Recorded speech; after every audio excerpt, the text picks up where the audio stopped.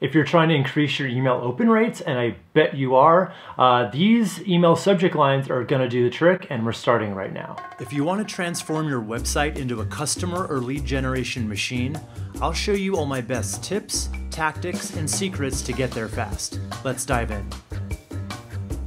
Hey there, welcome. I'm Wes McDowell, web strategist for The Deep End, and if you're not subscribed to the channel yet, we do 2 new videos a week, so go ahead and click on the subscribe button and the bell icon next to it so you never miss another video you need to succeed online. I talk all the time about how important a good email marketing strategy is to the health of any small business. Come to think of it, a business of any size. But if you want your emails to be read and ultimately clicked on, it all starts with a great email subject line. So let me start with a quick stat. In 2019, average email open rates are right around 20%. But inside my business, The Deep End, we're seeing email open rates between 35 and 45%. So I want to go over some of my best tips you can start using today to make those subject lines much more intriguing and clickable so that more people open your emails and read all that great content that you're spending time on. And if you hear one you like, go ahead and give it a thumbs up. So the first type of subject line is a numbered list. So most human beings are just kind of drawn to lists, and we especially like numbers. It's no surprise that the most shared articles on any Facebook or LinkedIn or any of those platforms are these BuzzFeed style numbered lists. So why not just take a page out of their playbook? In fact, if you're stuck for ideas, just go to BuzzFeed and do a search and see what kinds of articles come up in your niche. If you were to promise 7 home staging tips that you're not going to find on HGTV, your audience is probably going to be very curious to see what those tips are. And speaking of which, our next type of subject line is curiosity. There are a million ways to pique curiosity through a subject line, and teasing the items in a numbered list is just one of them. You can also tease the content of an email with just a simple statement, like, "This is the method I use to double email open rates," or "What every small business website needs in 2019. I haven't explained what either of those things actually are, but just mentioning them in the subject line makes people curious and much more likely to open to see what's inside. Next up, we have the quick fix. So, most human beings are just kind of lazy. We want the highest return for the lowest investment. And the quick fix email feeds right into the need for wanting that shortcut. By offering a quick and easy solution to a problem that our subscribers are likely facing, they'll definitely want to open that up. So emphasize that what's inside can somehow help them in just 5 minutes, or is the secret sauce they need to get a quick win. You can use phrases like one skill, simple tweaks, simplest technique that you can use today, and easy ways.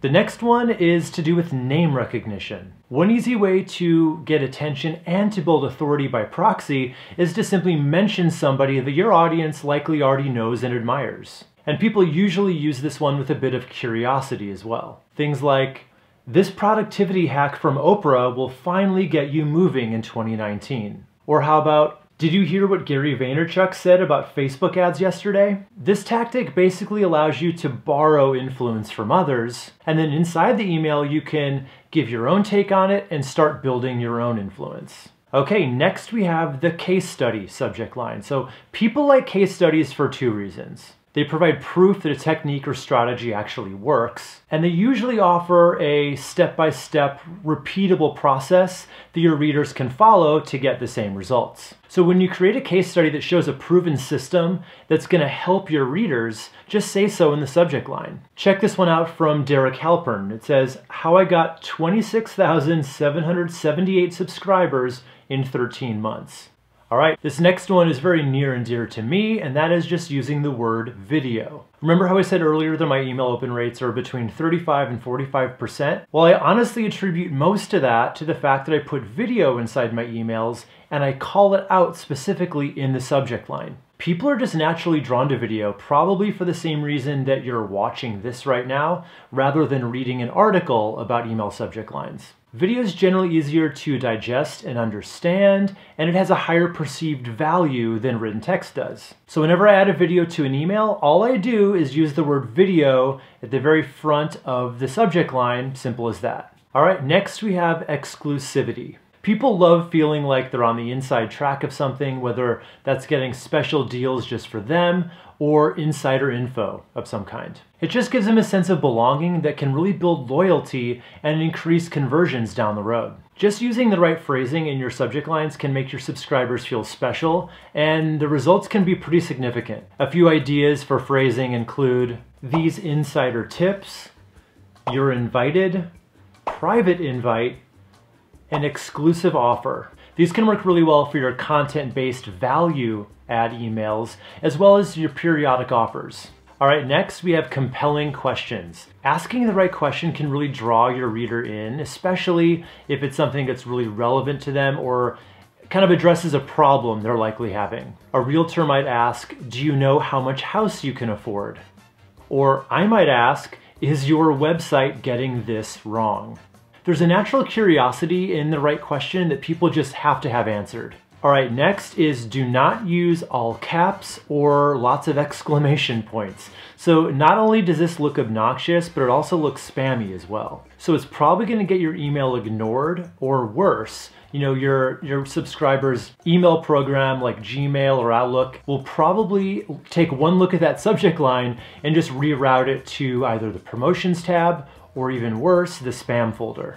And kind of a bonus thing here related is don't use a question mark and an exclamation point in a subject line. Using those two in the same subject line, even if they're not together, can actually flag your email as spam.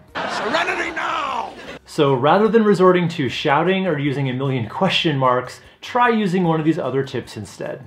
If you do it right, hopefully your email is going to be seen, read, and then clicked through to your website. But now I want to hear from you, and I want to know which of these types of subject lines have you personally used, or which kind are you excited to use in your next email. I want to know all about it, so put it in the comments below, along with any questions you have, and I'll read through all of it and answer everything I can. And if you're not subscribed to the channel yet, go ahead and click on the circle icon right here to subscribe.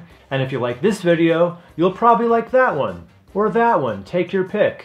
Those are the ones YouTube thinks you're gonna like, and I made them, so I think they're pretty good. So anyway, pick one of these, we can continue the party, and we'll keep learning together. All right, guys, I'm Wes McDowell for The Deep End. I'll see you in one of those guys.